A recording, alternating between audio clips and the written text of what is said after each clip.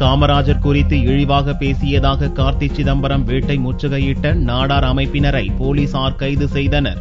சில தினங்களுக்கு முன்பு சென்னை சத்தியமூர்த்தி பவனில் நடந்த இளைஞர் காங்கிரஸ் நிர்வாகிகள் கூட்டத்தில் முன்னாள் மத்திய அமைச்சர் சிதம்பரத்தின் மகன் கார்த்தி சிதம்பரம் பேசிய போது காமராஜர் குறித்து இழிவாக பேசியதாக நாடார் சங்க அமைப்பினர் குற்றம் சாட்டியுள்ளனர். சென்னையில் உள்ள கார்த்தி சிதம்பரத்தின் வீட்டை ஞாயிறன்று நாடார் அமைப்பினர் முற்றுகையிட்டு காமராஜர் குறித்து தவறாக பேசியதற்கு மன்னிப்பு கேட்க வலியுறுத்தி ஆர்ப்பாட்டம் நடத்தினர். பெருந்தலைவர் காமராஜர் அவர்களை மதிப்பு குறைவாக பேசிய சிதம்பரத்தின் மகன் கார்த்தி அவர்களை காங்கிரஸ் கட்சியிலிருந்தே பதவி நீக்க செய்ய வேண்டும்.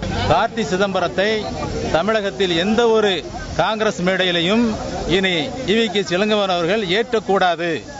கார்த்தி சிதம்பரத்தை தமிழ்நாடு காங்கிரசிலிருந்து அகில இந்திய காங்கிரஸ் பதவியிலிருந்து நீக்கம் செய்ய வேண்டும்.